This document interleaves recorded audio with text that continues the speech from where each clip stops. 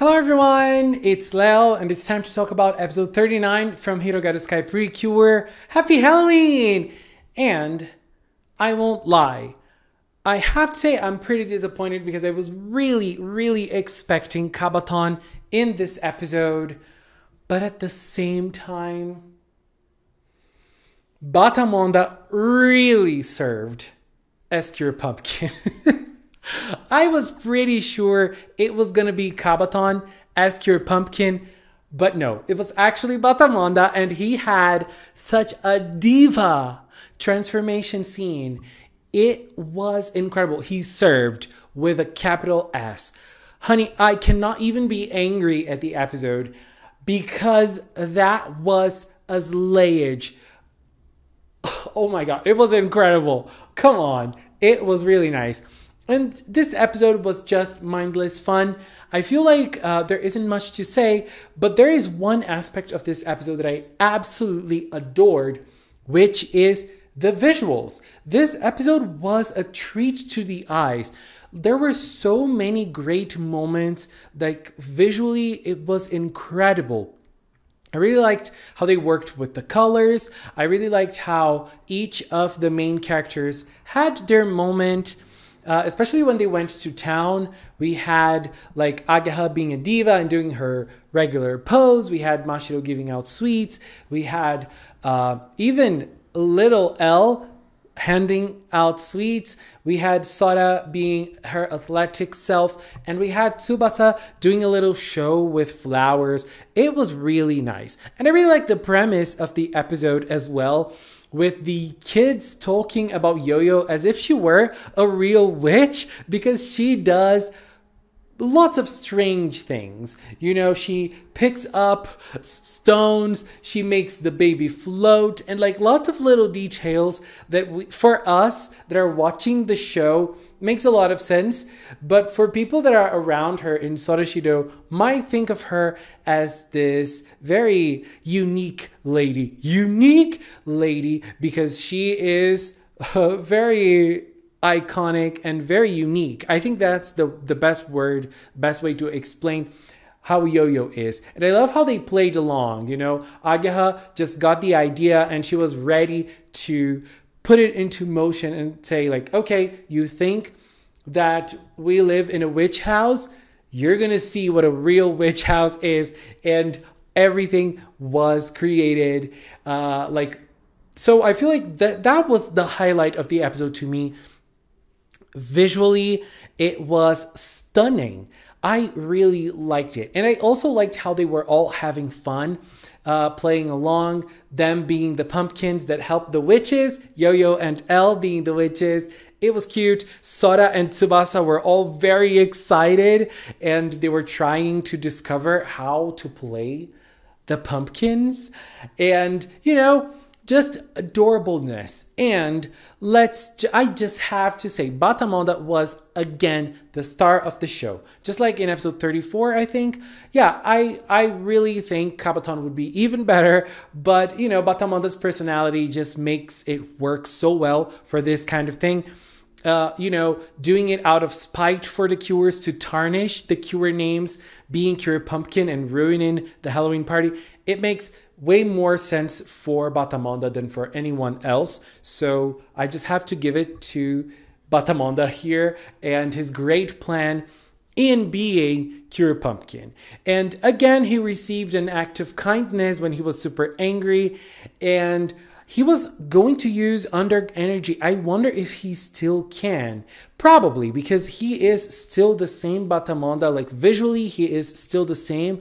And he probably is able to use special powers, the Underg energy power. So that probably isn't something handled to them by the Empress Underg. This is something that the Underg Empire residents might have, or maybe only the warriors. We don't know. Where is the story of Underg? We need it.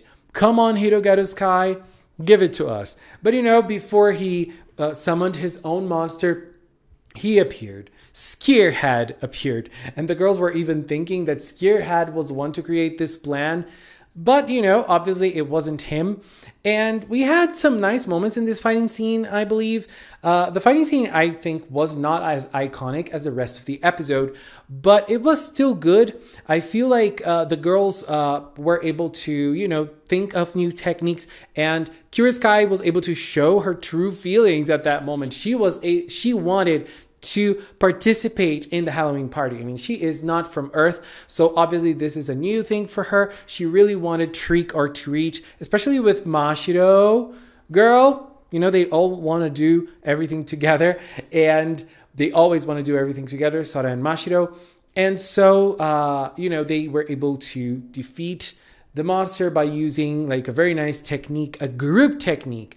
And I just love how Cure Butterfly Shield works, baby. It always works, and I love that. And at the end, it was very cool seeing Yo-Yo give out sweets to the PreCures, actually, not to the regular civilians, but to the PreCures. That was very cool, and the kids were watching, and I loved Majesti's reaction. Oh, do I get a baby treat? She was angry and disappointed. She wanted an adult treat, but no, baby, you are a baby, even if you grow up to become Cure Majesti. Those little details are very nice to see. And also Batamonda's end was very cool. People were accepting, and people were believing that he was the one to summon the Killborg and create this big show. So I think that for the past few episodes, we've been getting some emotional moments and some fun moments as well. And this one was no different. It was just an episode in which we got to see the Cures and the characters having fun. And I feel like this is one of the strongest points from Hirogaru Sky. Having the characters just enjoy themselves. Having the characters just be living their lives. The slice of life aspect is being pretty strong in Hirogaru Sky, and I feel like it's being one of the focuses of the season, which is something I was not going to expect from Hirogaru Sky being the 20th anniversary. The feeling of following the daily lives of those characters is pretty strong, to me at least. I really like it, and I really have a lot of fun with it. So to me, this is something nice. But I do understand there's another side that's kind of being overlooked for now. This is a choice. This is a narrative choice. I get it. But we want, and I also want, even though I love seeing them daily and I love seeing them just do nothing or just have fun, like they did in this episode, I feel like we really need more story. I am so curious for the Underg story, and I really hope that it's not only like in the last 3 episodes or something. I really want more. I really want to see what's going on, because Hirogaru Sky, when it gets serious, it is very good as well. So come on, give it to us. But you know, let's just enjoy this moment and have some fun.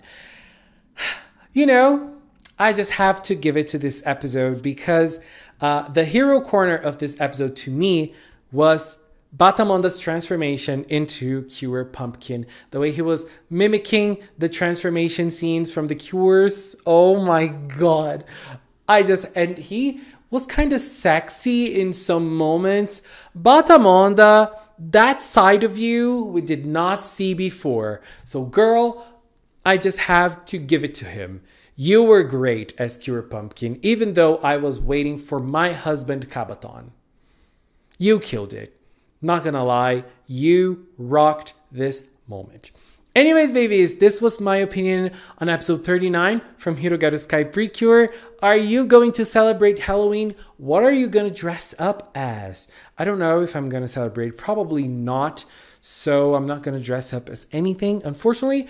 But you know, if you are going to celebrate and you're going to dress up as something, leave a comment here and tell me, what are you going to be for Halloween this year? Anyways, this is it for now. I want to take this little time to thank the members of the Magical Cinema channel. If you are a member, thank you very much for your support. And if you've watched up until now, thank you so much as well. Thank you so much for watching, and until next time, bye bye.